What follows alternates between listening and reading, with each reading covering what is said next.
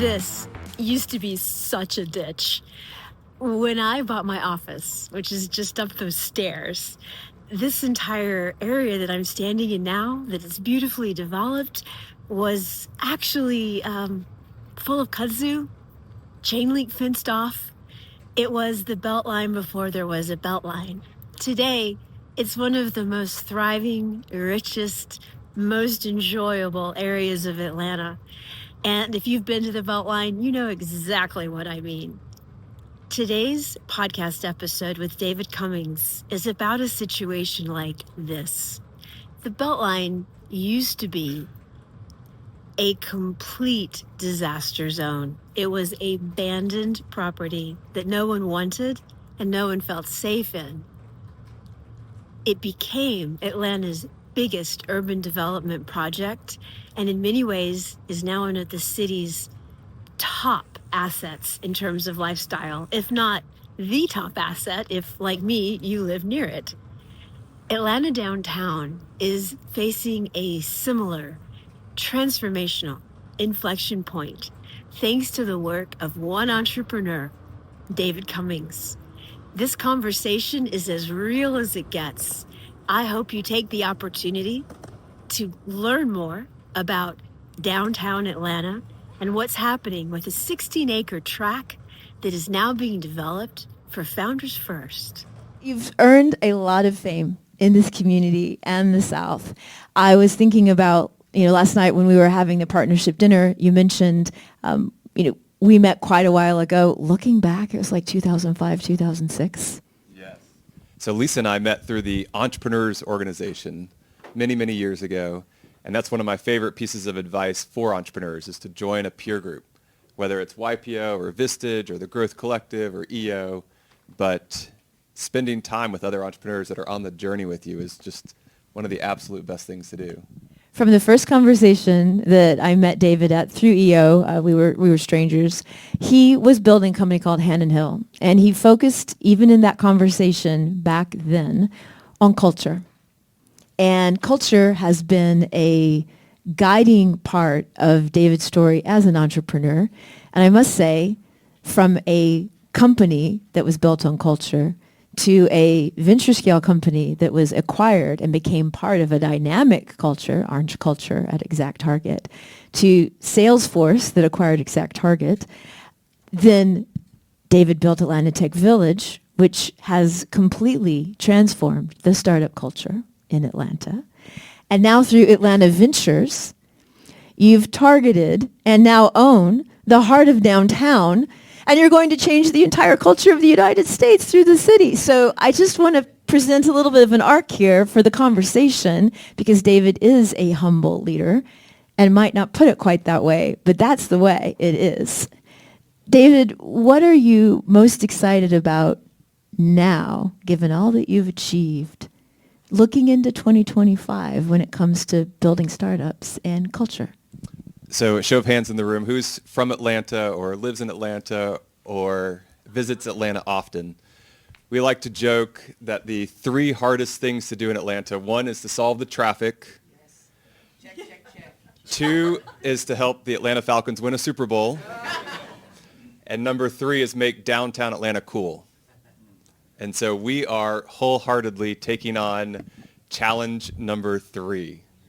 And so I've lived in Atlanta for 22 years, and for 22 years, the only time I would go downtown would be for a sporting event or a concert or to take my kids to the Georgia Aquarium. And so as a Atlanta native by Atlanta standards, I was born and raised in Florida, but living here for 22 years, I knew that to be a world-class city, we had to have a downtown that our locals, people who live in the metro region, wanted to go visit. They want to go hang out. They want to go linger and enjoy the sights and sounds of downtown. And so for me, the opportunity to take on that challenge and try to create a startup innovation district in the heart of our city in an area that's been overlooked for decades was something that got me really excited. Well, Atlanta's downtown is something that, of course, we're all very aware of. It's great to visit, but as locals, we rarely go.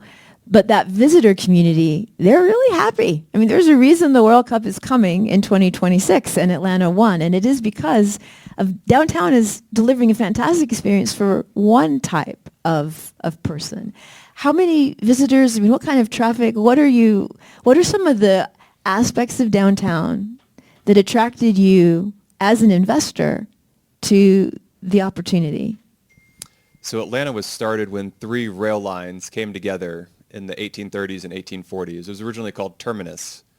And the goal with the rail lines was to ship goods from the Northeast to the Mississippi River. So back then, the Appalachian Mountains, they couldn't go over them, they couldn't tunnel through them. And so they just literally went south until they got to the Piedmont region of Georgia, where we're sitting today, because here they could go across to the Mississippi River. And so they put a stake in the ground, the 0-mile marker, and they said, this is where Atlanta is going to be. At the time, Terminus, and then renamed Marthasville, and then renamed Atlanta. I do like to point out that Atlanta was taken from the Western and Atlantic Railroad because the Atlantic Ocean was viewed as something very desirable to get to. Atlanta is nowhere near the Atlantic Ocean. So Well, it will be. it was pure marketing. So the marketers were marketing back in the 1840s when they renamed Atlanta from Marthasville to Atlanta, because it's the feminine version of the word Atlantic, as in Atlantic Ocean. So the city started from a marketer who said, we're going to market this region. No wonder I love it here. And here we are marketing it 175 years later, doing the same. Awesome. I love that. Well, tell us a little about the parcel that you actually own under Atlanta Ventures and what's happening with the development, because there's a lot of exciting things, little 5-point station. Give us a sense of the terroir that we're actually talking about, and then we can dig in a little bit on some of the threads there. So Atlanta was started with the rail lines and the 0-mile marker. And if you were to get off the train back in the day, you would step foot in what is now known as South Downtown. And so in 2016, a real estate developer was looking for an up-and-coming area of Atlanta that had a lot of character and a lot of history. One of his colleagues had been very successful working on Ponce City Market in the Old Fourth Ward, and they were looking for where is the next Ponce City Market going to be? And so one of the people on his team found this section of downtown with a number of beautiful historic buildings, just like the one on the screen. And so they decided to buy up as much of the neighborhood as they could. And so over the course of 7 years, they spent $250 million buying 56 buildings and 89 properties. They like to say that it's the largest collection of unrenovated historic buildings in the United States. So we're going to take what they've been saying and we're going to keep saying it. Is they Jamestown? Who's the they? They is Newport Properties, another German developer. Jamestown's actually German as well. And so Newport spent 7 years buying up the 56 buildings and 89 properties. The big vision that they had was to make a historic district with a heavy emphasis on spec office space. And then COVID hits, pauses the project for a while. They come out of COVID and they're full steam ahead making office space for general office space users. Demand for office space falls off a cliff. Interest rates go through the roof. And so summer of last year, the whole development goes into foreclosure. And so from a timing point of view, we were lucky that we were actively looking to expand Atlanta Tech Village. We had been in Buckhead for 11 years at the time, and we wanted to open up a new location. One of the things that slowed us down previously from doing it is that commercial real estate prices, especially office space, had been gangbusters prior to COVID. COVID reset all that, and we said, okay, now that the market's resetting from an office space commercial building perspective, let's go see what's out there. And so we were thinking of something more like the Tech Village that we have in Buckhead, the one that's up on the screen. And so when a friend of mine told me about this large section of South Downtown, I went and toured it, took some friends from the Tech Village. We spent 6 hours, and we just fell in love with the history. Literally the neighborhood where Atlanta started, buildings that, by Atlanta standards, are super old. We have buildings from the 1870s. And this idea that we could take a historic district, the founding of Atlanta, and we could reinvent it as a neighborhood for founders. So innovation, entrepreneurship, marketing, the things that Atlanta was founded on. Atlanta was started as a city of commerce and logistics. And so we got really fired up to bring back Atlanta's founding neighborhood and make it for founders.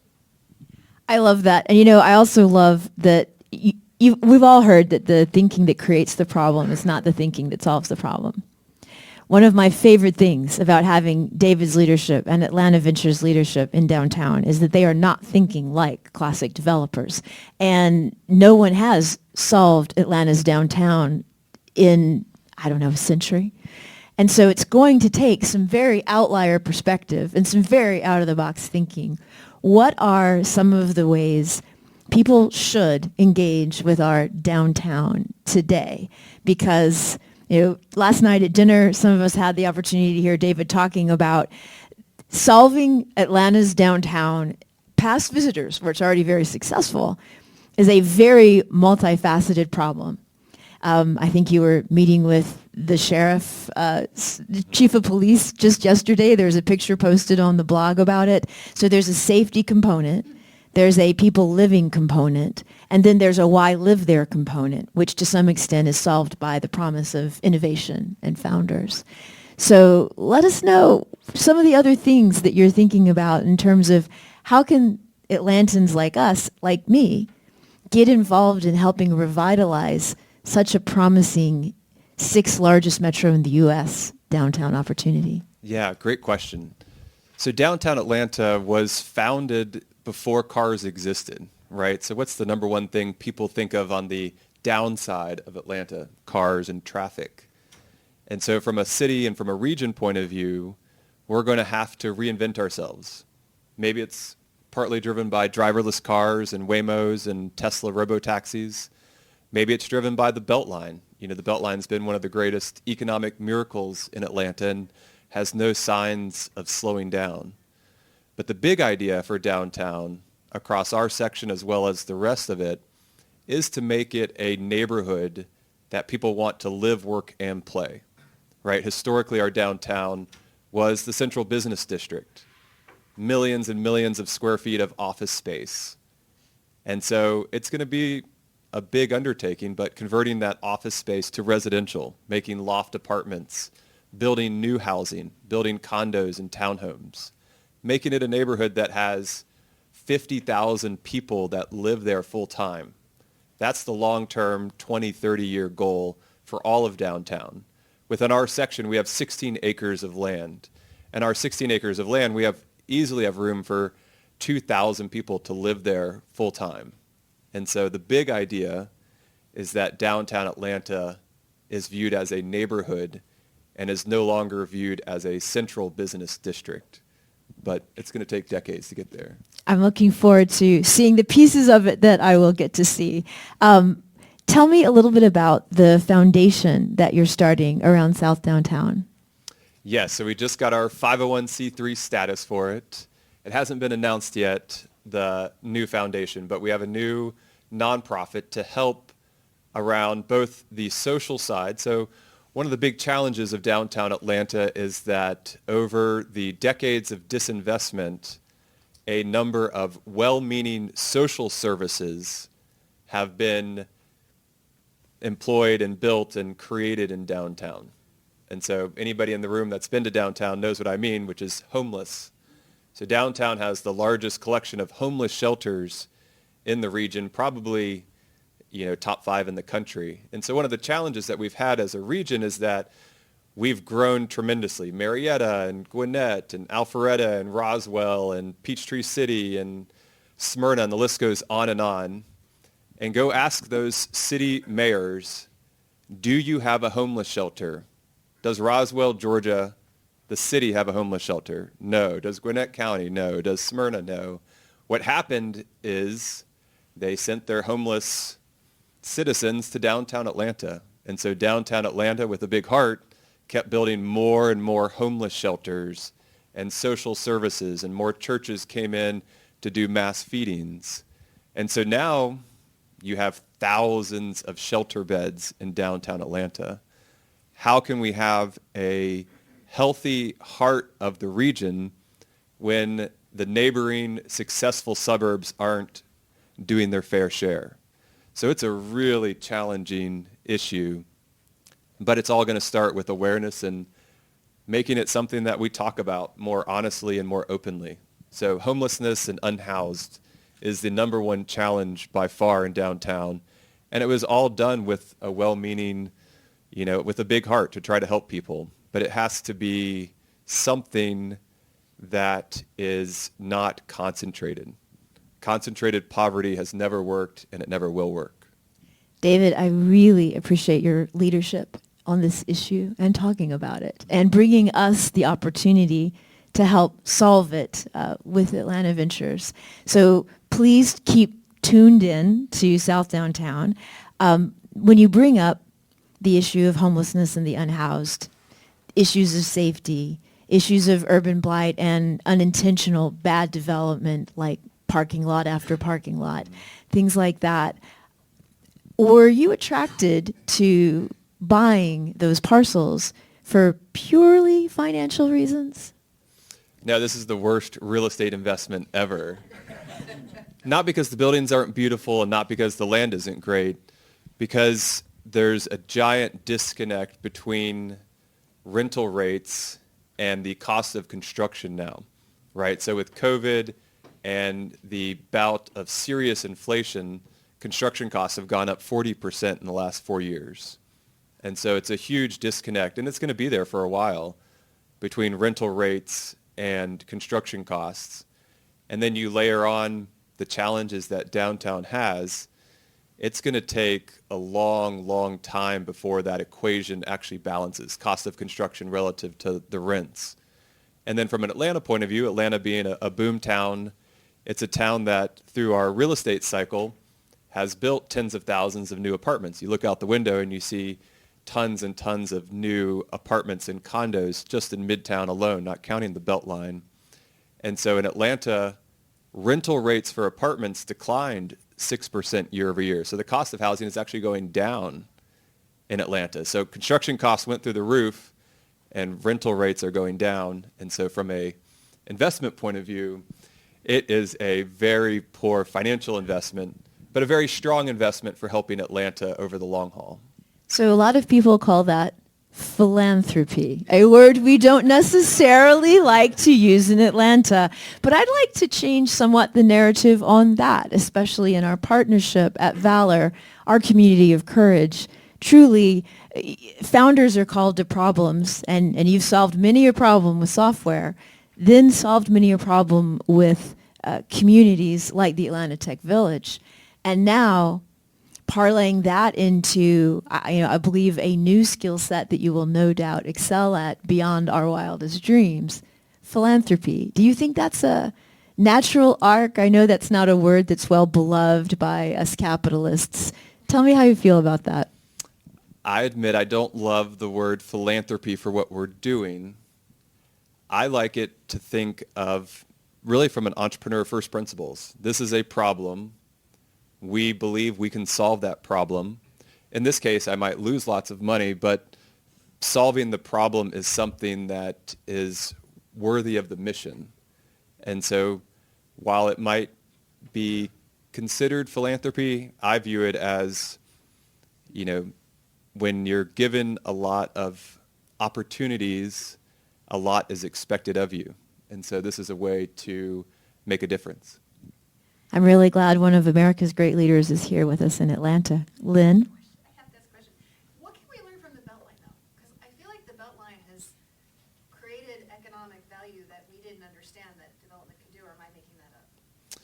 So the Beltline, and this is getting into the weeds here, the Beltline has a tax overlay district. So there's a bunch of rules and regulations for if you're within a certain number of feet of the Beltline. And it's all outlined. It's all on their website. And so what's happened is you have to pay in, sort of like a self-taxing district, a community improvement district, or a business improvement district. And so a few months ago, the city of Atlanta proper received a AAA credit rating from the rating agencies. And the reason the city, amongst other reasons, but primarily good financial management, is that the city of Atlanta proper had two economic miracles occur in the last 12 years. Economic miracle number one is outside of our window, $10 billion of new development just in Midtown proper, and then another $10 billion of development on the Beltline, primarily on the East Side Trail. So $20 billion of development, not counting all the other stuff that took place in the city limits. So the city coffers are full. The city credit rating is spectacular. And rightfully so, the mayor of Atlanta, his number one priority is affordable housing. And so Invest Atlanta, which is the city's economic development arm, the actual legal name of Invest Atlanta is the Atlanta Downtown Development Authority. Fascinating. So the real name, Invest Atlanta, is just a doing business as, a DBA. Long story short, tons and tons and tons of money is coming in because of the Midtown property taxes and the Beltline property taxes, and the cities of Atlanta's mayor, Mayor Dickens, is funneling that through Invest Atlanta to affordable housing. So it's actually helping in a big way, but it's a process that has lots of zigs and zags to it. We touched on last night at dinner, those of you who were there, the fact that downtown Atlanta actually has, in addition to things like an unhoused situation, an amazing number of jobs for the number of places to live. What was that set? 20 jobs for every one place to live? Yeah, they did a study, and Buckhead and Midtown have roughly 2 jobs. So 2 office jobs, 2 retail jobs, 2 jobs for every 1 housing unit. A housing unit would be a condo, an apartment, a single-family home, a townhome. Downtown Atlanta has 20 jobs. And these are jobs at Georgia State, at the different government offices, at the businesses, has 20 jobs in downtown proper for every 1 housing unit in downtown Atlanta. David, this has really been incredibly enlightening. Listening to where you're putting your attention, your focus, your passion, your entrepreneurial talent. Is there anything else anyone in the room should know about South Downtown as a do item? The biggest thing is that we need to continue to chip away at our local Atlantans' view of downtown. Downtown is challenged. Downtown, between the Gulch, South Downtown, 2 Peachtree, 5 Points MARTA, all the big mega projects that are taking place right now, our biggest challenge in 24 months is going to be convincing Atlantans to give it another shot. So be thinking of ways to get your fellow Atlantans to go revisit downtown with fresh eyes. That's going to be our biggest challenge 24 months from now. Right now, we got to get through the construction. Awesome. Speaking of construction, you have a big opening coming up. We do. January 8th, we are opening our flagship Atlanta Tech Village downtown location. So on the screen, you saw the red brick building with the big windows. We have 31,000 square feet of co-working tech space opening downtown, combined with another 8,000 square feet next door for neighborhood businesses.